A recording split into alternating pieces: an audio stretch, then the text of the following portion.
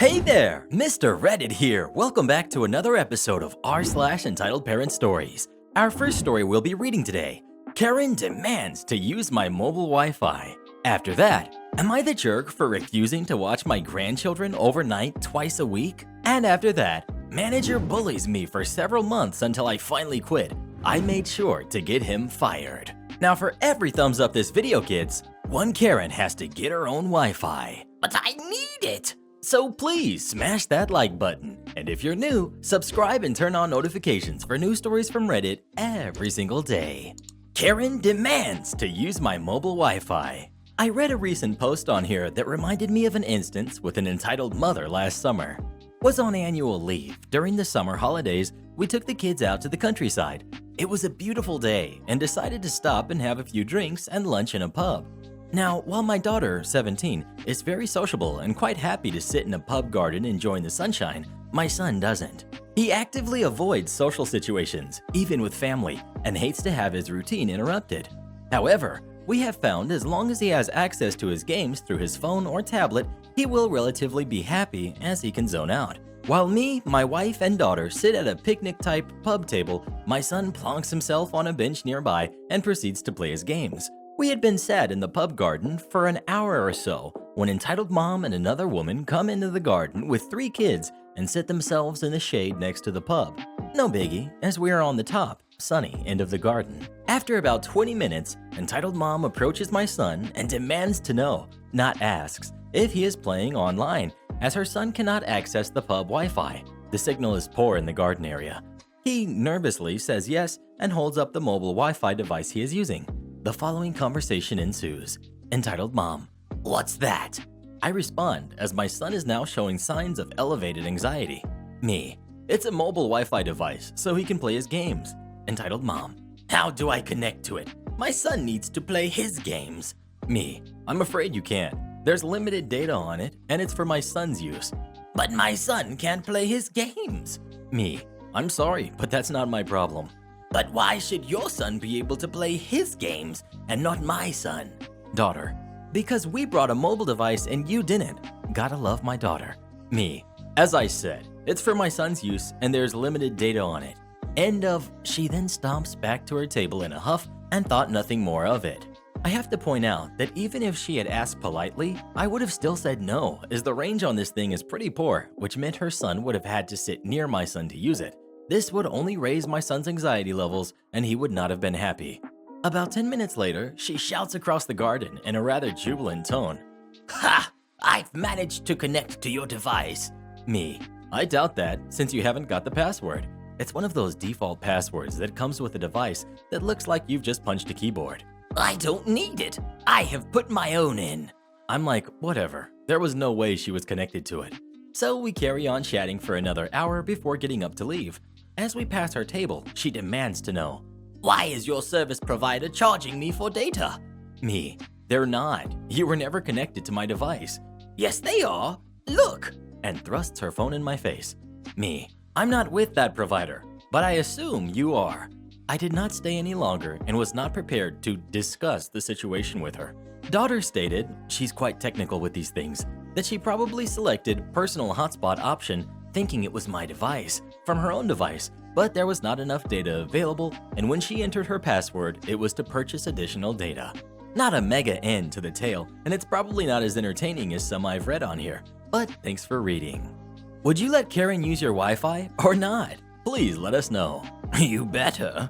Am I the jerk for refusing to watch my grandchildren overnight twice a week? I have 3 kids, a son who's 30, a daughter who's 28, and a daughter who's 20. My son has 3 kids, my oldest daughter has 3 also, and my youngest has 1. When my oldest grandchild turned 1, I'd occasionally have him overnight to give my son and daughter-in-law a break. Then as more came along, I'd watch them too. But now I feel it's at a point I can't cope with watching 7 kids all in one night like my kids have wanted me to do. So I've been watching them in groups of 2 to 4 once a week or so. I don't want to sound like I don't care about my grandkids, but I had my oldest kid at 14. My parents refused to help raise my kids apart from paying for the basics until I turned 16, which was obviously their choice. So from a young age, I've worked full-time while raising kids. I've told my kids on several occasions that I don't mind helping out now and then with overnight visits, but at the same time, I want to go traveling, etc. now that I have some time to myself and also finally work on my career.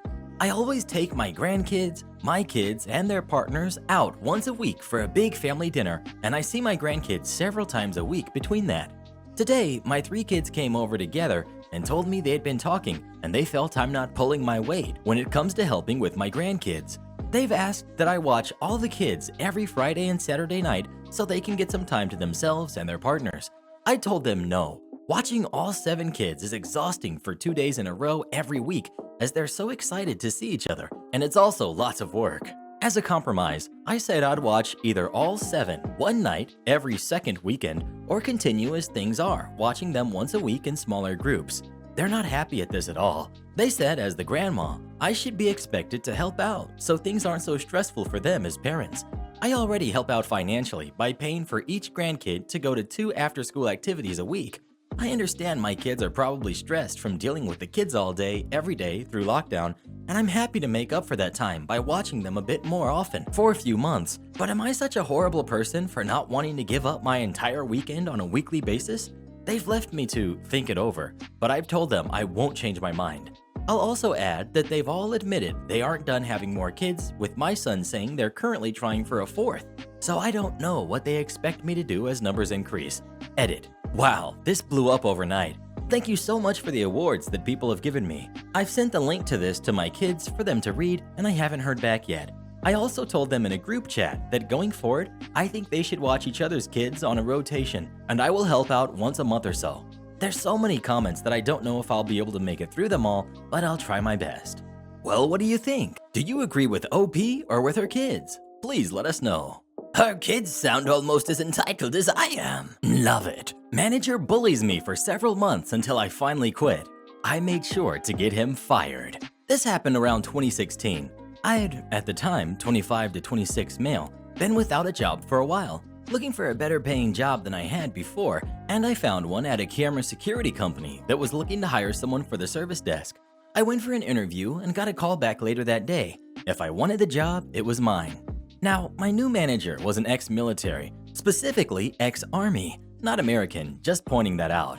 He really didn't like having people disagree with or going against him, a thing I was very unaware of when I took the job. For 2 to 3 months, everything was going well. The manager was cordial and seemed to really enjoy having me there. I worked my butt off every day as the software we were working with was unknown to me. So I studied a lot and even went overseas to another country to follow a course and succeeded on my exams.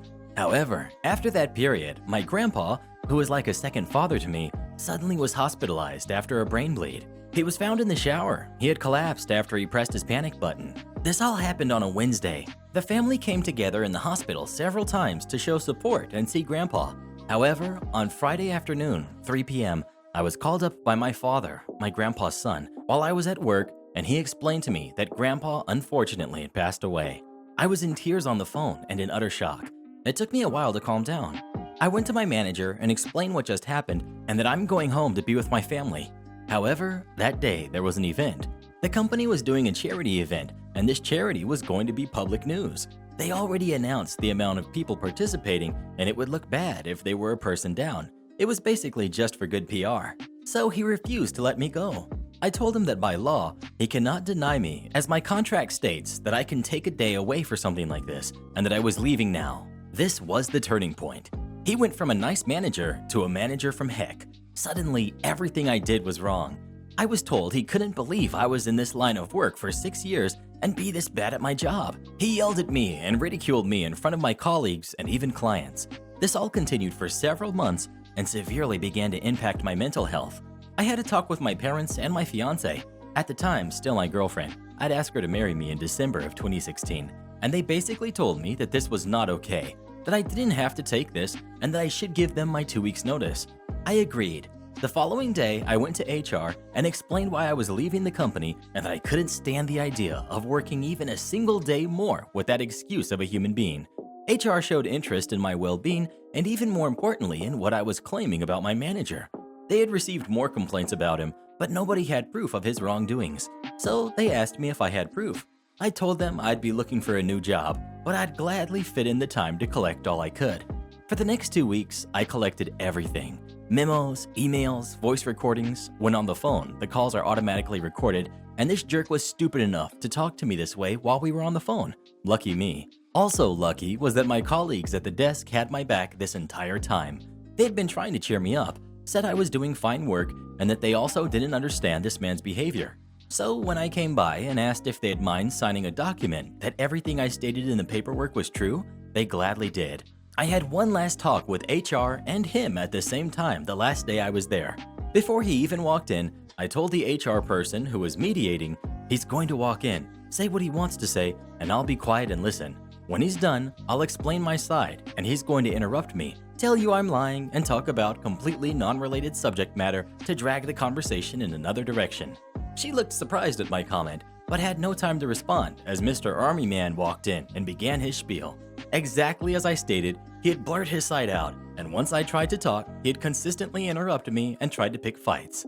Eventually, I got up, told HR, I told you so, here's the documents you've been asking for. I placed a filled folder with several dozens of emails, plenty of memos, and a USB containing 3 phone conversations and even video footage of him yelling at me. In both voice and video recordings, you could easily hear him yelling at me. I gave the manager a big bright smile, who was smirking victoriously, and said to him, I don't think you'll be smirking like that for long. Enjoy your little victory. His smirk disappeared into a confused scowl, but I slammed the door on him before he could respond and left the building, feeling like a huge, and I mean humongous-sized, planet-sized amount of stress fall off my shoulders. Within a month, I was back to my old self. 2 months later, I was working at a new job, and out of curiosity, I checked my ex-manager's LinkedIn. Unemployed. I called one of my old colleagues to ask what exactly went down. My proof opened Pandora's box. He was being disrespectful to the female staff, insulted the older staff, and on multiple occasions was less than cordial with our extended hires. None of these complaints were acted upon because it was his word against theirs, and there was no proof. However, me providing overwhelming proof of his gross behavior towards me made all of the complaints now to be taken as fact. He was promptly fired less than a month after I left, and they refused to provide him with any form of reference. In a field like his, references mean a lot, so not getting one from a company you've worked at for nearly a year is a huge red flag. It's now 2020, 4 years passed, and according to LinkedIn, he's still not working in his field. I'll gladly admit that I felt rather wickedly satisfied, and still do whenever I happen to think about it. Have you ever had a manager treat you bad? If so, what did you do about it? Please let us know. All the time, and I've spoken to a lot of managers. Clean up on aisle 4? Better make that 2 cleanups. I was reminded of this one while picking up my online grocery order. The store added a little freebie bag of back-to-school lunch goodies, including a packet of peanut butter, or as I call this stuff, distilled death. Many years ago, I worked for a big box retailer that included a grocery section as a general grunt worker, stock boy, cashier, parking lot attendant, whatever they needed at the time. I was scheduled either on the floor or in the parking lot. It's been a very long while, so don't remember which. I had just gotten clocked in and checked out one of the walkie-talkies the non-cashiers used to coordinate with. I still suck with names, so I'll keep it simple. We've got me, and we've got boss. Me. Hey boss, just clocked in. Where do you need me? Boss. Oh, hey, good timing. I need you to bring a mop and a bucket over to aisle 4. Somebody dropped and broke a jar of peanut butter. Me. I'm deathly allergic to peanut butter, boss. Is there any way you can get someone else on that? Boss, annoyed. Look, we've got a lot to get done today. I don't have time for this. Either get it cleaned up or go home. Me. Okay, boss. I want it noted I'm doing this under protest. One of the other managers on the floor acknowledged that for me. So, off I go to one of the cleanup stations to fill up the mop bucket to take over. I can already smell the peanut butter from 5 aisles away, and my gag reflex is informing me that yes, this is in fact a very bad idea. Boss. Alexander, where are you? Me. On the way, boss. To set the scene, he's on the far end of the aisle, making sure nobody steps in the peanut butter or broken glass. There is, fortunately, nobody else in the aisle. I say fortunately because I didn't want anybody else in the line of fire for what was about to happen, and I was maybe 30 feet away from the site of the accident when it did. I threw up. About half of it went into the fresh bucket of mop water. Most of the rest went all over the floor, but the bottom shelf took some splash damage. I wound up dropping to my hands and knees before I was done, trying to back out of the aisle far enough to get away from the smell of distilled death and what used to be leftover pizza. I should point out that it was early in the day, There was no music at the store, and everything was generally quiet. I was not quiet, not even slightly. The guy who always opened the toy department halfway across the store got on the walkie-talkie to ask if everything was all right. Boss was staring at me in a mix of disgust and abject horror. I was still on the floor when I looked up at him and wiped my face off on the sleeve of the company-issued polo. I stood up, leaned against a shelf, and reached for my walkie-talkie, looking right at Boss the whole time. Me. There are 2 cleanups on aisle 4. I'm going home. I turned off my walkie-talkie and went to go clock back out. I know Boss tried to yell something at me down the aisle when I turned to leave the aisle, but I was lightheaded and dizzy and couldn't make out what he said. Didn't care, really. And he couldn't chase me down because company policy required that somebody stay at the accident to keep customers from doing something that could incur a lawsuit. There was no fallout from the incident on my side of things, but Boss spent the rest of my time working there, another 5 or 6 months, avoiding me unless there was absolutely no getting around it. From what I was told later, the manager who had acknowledged my protest and half the sales floor all backed me up when the store manager showed up and asked where I was. I even told the store manager my next day back that I had followed Boss's orders. I hadn't cleaned up the mess in aisle 4 as demanded, so I went home. Do you have anything you're allergic to? If so, what is it? Please let us know. I'm allergic to accountability. Am I the jerk for buying my rental home and kicking out my obnoxious roommates? Background. My original roommate and I have a mutual friend who is our landlord.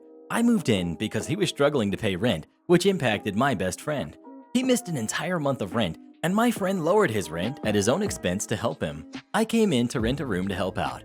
To be clear, I paid more rent than my roommate knew because my landlord friend couldn't really afford the charity decrease. I can't tell the roommate because he would feel entitled to pay even less. I accepted this, but then the roommate got a girlfriend, and 2 months into the relationship, he moves her and her 2 poorly behaved kids in. This is a 4-bedroom, 1-bathroom place.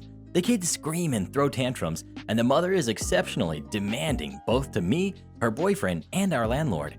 She's costing money by finding every little thing under the sun to be fixed or replaced. The kitchen counters need to be replaced, etc. She takes up almost all of the common spaces. She weaponizes her anxiety to get her way. To top it off, they're living all together at the same price that my roommate was paying when he was single. I did the math. Utilities included, they pay $200 per person, and I pay $400. Yet they dominate the place and dictate everything. Now, here's where I'm asking if I'd be the jerk. My friend is considering selling the place to me as a lease to own. Would I be the jerk if I bought the place and gave them 30 to 60 days notice to get out? To clarify, they don't have a lease and pay month to month. I paid in advance through next year. Update. Upon listening to y'all, I have decided to give my roommates a talk and ask to pay an equal rent/utilities per person before taking more drastic measures. I would also say my roommate makes $1,000 a week at his job, though he has debt he got himself into. Girlfriend just got her master's degree. I think asking for a rent equalization is morally right. If they refuse, I won't feel bad about Operation Buy and Buy. Also, I care about this place a lot because I have invested a lot in my garden, maybe 100+ hours. Entitled Mom tells me to eat my food and not to text my boyfriend. So 2 years ago, I was at a local shopping center with my mom and we were getting something to eat. But since the places were all so busy, the tables were full and there was barely anywhere to sit without having to sit with a bunch of strangers. Cast. We've got my mom, we've got Entitled Mom, we've got Quiet Kid, and we've got me. So cut to about 10 minutes later when we got our food, my mom and I had to go find a place to sit. But like I explained before, the place was full. But behold, there were 2 seats empty just opposite, you guessed it, Entitled Mom and her kid. My mom. Is it okay if we sit here? Entitled Mom. Yeah, we're almost done anyways. My mom and I had sat down and I went on my phone to answer my dad who had texted me. Entitled Mom. Ugh, teenagers are always on their phones. My mom, seeing that I'm texting my dad and probably didn't want to cause trouble. Yup, Entitled Mom. I hope my daughter doesn't grow up to be like this. I ate some of my popcorn, chicken, and chips as she said this since I got the hint that Entitled Mom didn't want me on my phone. My mom. OP, I've forgotten your straw. I looked at my Maltesers Crush'em. If you've had one before, you know what I'm talking about. I didn't want to take off the lid and drink it that way since I preferred a straw, since it meant not accidentally getting the Crush'em on the table and causing more mess for the cleaners. So my mom got up and went to get me one. The counter with the straws wasn't too far and she was still in eyeshot, but this is where Entitled Mom talks to me. Ugh, can't you eat your dinner and not text your boyfriend? I'm sure you can go 5 minutes without sending a love text. Me, I'm texting my dad, and I'll eat when I'm ready. Truth be told, I wasn't that hungry, so that's why I didn't eat much, but I had finished most of my food when she then turned her direction to her daughter, entitled Mom. Are you almost done? Quiet kid just nodded. She didn't seem too happy, and I could tell why. Anyways, my mom came back just after entitled Mom and her kid left. I told her what had happened, and I drank my crush'em. After that, I bought some Lego, and we went home. This was my first encounter with an entitled parent, but not my last. I have more stories to share, and I'll post the next one maybe tomorrow. Edit. Sure, it's not ideal to go on your phone during mealtimes, but my main family, parents, grandparents, and aunt, are quite okay with me going on my phone when eating, as they know I'm not going on it for long, and they know I'll eat my food anyways. Am I the jerk for naming my daughter the name I chose years ago? I had my daughter a week ago. I had chosen her name a long while ago because it had a very personal meaning to me. Before I was pregnant, my sister and I had been talking about what we'd like to name our kids, and I told her the girl name I really wanted to use. She complimented me on it, and then we didn't talk about it again. She gave birth to my niece 5 months ago, and guess what name she used? That's right, the name I had chosen so long ago.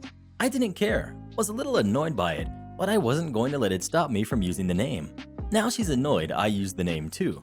She told me it was weird that I would use it and that the cousins have the same first, middle, and last name. I told her I wasn't going to change the name I had wanted for a long time that had a deep meaning for me, just because she decided to use it after I told her the name. She said as the first one to have a baby, she got dibs. I told her to get over it, and it was a name anyone could use. Am I the jerk? I don't think she's the jerk, for your information. I think she's entitled to use the name, but she's kind of being a jerk when she knows how I felt about the name. Editing to add details I provided below so it doesn't keep getting asked.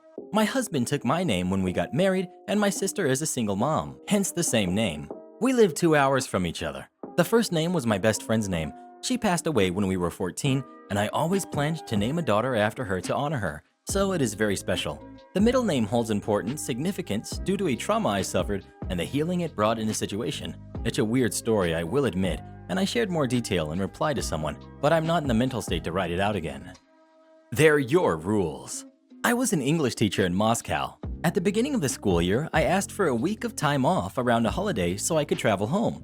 I got denied, so the week it came around, I was pleased that most of my classes had been canceled because the students had the same idea I had and were all going on vacation.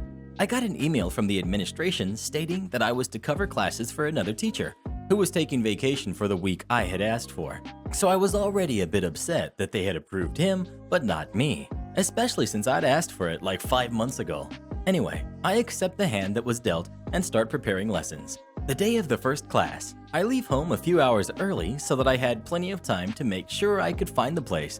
It was at a location I'd never been, and that I had all the necessary equipment I needed to read the lessons. It was pretty easy to find, but when I rang the bell, there was no answer. I had some time, so I went off to get a snack. I came back to the school around 30 minutes early and rang the bell again. No answer. I tried calling the school's administrator. No answer. I tried calling the administrator who assigned the classes. No answer. For over an hour, I rang the doorbell and called multiple times to no avail. My contract stated that I had to wait 30 minutes for students to show up before I could leave. So at the 30-minute mark, I sent a text to all parties that read something along the lines of, "I was here on time. I waited a half hour after the scheduled time, but nobody answered the door. I'm going back home. It will take me 20 minutes to get to the metro. If you call me before I board, I will turn around and come back." When I got home, I got a call. "Where the heck are you?" "At home." "You have a class." "I'm aware. I was there and nobody answered the door. I called and nobody answered. I also left a text." "Texting is not an approved form of communication." Now, this was before I had a phone with a data plan, so text was the only way I could message someone. They tried docking my pay for this, but when I told the owner what had happened and showed him my call logs and the text I left, he made sure that didn't happen. Fast forward a few months. I'd been having a lot of issues with the administration, so I'd become an expert on the finer details of our contract. One of these details was that the administration couldn't assign a class with less than 72 hours notice. So when they called on Saturday to give me a class for Monday, I told them no. Again, they tried to dock my pay. The owner sided me and told me I was right. My favorite part, though, was receiving a text that said I was to teach a class on a given day. They made special mention of the 72-hour rule. I ignored the text. When the time for class came around, I got another call. Where the heck are you? At home. You have a class. No, I don't. I sent you a text. I have it saved. Texting is not an approved form of communication. How dare I mess up Karen's milkshake? Context. I live in a major city in my country, though out of the fray of tourist attractions. My boyfriend at the time, we were both around 15 when the story took place. We'd been broken up for several years now. Worked in a high-end touristy neighborhood for a large ice cream chain, as pay tended to be better in this area. The people who frequent the shops there are either very wealthy or are tourists, though occasionally middle-class locals would venture in for a little fun. We had been dating for 6 months, apparently a very big deal to our freshman year of high school selves, so we decided to be a little fancy and go out in this area of town for a nice lunch and a walk down on the waterfront. We didn't dress up too crazy, but I was wearing a nicer outfit since it was a special occasion. He even gifted me a necklace, and it was a really lovely afternoon. Well, it was a really lovely afternoon. We decided to stop into the ice cream shop where we worked to say hi to his coworker friend. Only one person was working, despite it being a pretty busy area, as it was a weekday. We chat with her for a bit. She was a woman in her mid-30s, and she gives us each a free ice cream cone. It was nice, and I was very dazzled by his work perks. We say goodbye, and my boyfriend and I decide to shop around after finishing our ice cream, admiring all the fancy clothes we would buy if we had the funds. We're trying on some goofy clothes and taking funny photos, typical high school fun, when he gets a phone call. It's his coworker, and she says we have to come back right away. He's trying to tell her he has the day off and we're out on a date, but she insists it's an emergency and we're the only people nearby. So we go back to the ice cream shop. It actually was an emergency. The freezer in the back that held all of their stock, nearly $10,000 worth of ice cream in giant tubs, this place was a huge operation, had broken and the ice cream was beginning to melt. She had to go to the regional warehouse to get a company freezer van to salvage what they could, as they were losing money by the second. The catch: she wanted us to work the store and business was starting to pick up. She found a company shirt for me to wear that was so big I was practically swimming in it, and decided that even though I had no understanding of how anything worked and had never even had a job before, it was perfectly okay for me to work the counter. And before you say, I was technically working there, I never got paid for the couple of hours I was working, and really was not qualified to be representing the brand. The location later shut down. There were a lot of subpar business practices happening there that contributed. So with two 15-year-olds in charge, the manager heads out and the people start to flow in. Again, I have zero training, and my boyfriend is stuck on the register, so I am scrambling trying to figure out which ice cream is which, as behind the counter there are no flavor labels. I just try to tell people I'm new, or just helping out for the day, and most people are pretty cool and accepting of this, and don't mind the couple of extra minutes it was taking for me to serve them. Keyword: most. Enter Karen. I later ended up working at a different luxury ice cream store later in my high school career and learned to spot the dreaded beast, but my sweet summer child, naive baby self had no clue. She looked very typical of someone who was a native in our area, very businessy and clean cut, well put together with a permanent scowl painted across her lips. She came up to me and seemed nice at first. She complimented the song that was playing and even did a little dance. This put me at ease. She seemed so cool. She ordered her milkshake, the first non-ice cream cone order of the day. As she was the only customer in the store at the moment, my boyfriend walks me through how to make it. I don't know why he didn't just make it and spare me the wrath, but oh well. We don't bother explaining I'm new or anything, since we figure she'll put two and two together with how he's explaining to me how to make it. It takes me a while to make it and find everything as I didn't work there, but eventually I finished the milkshake and it actually looked pretty good.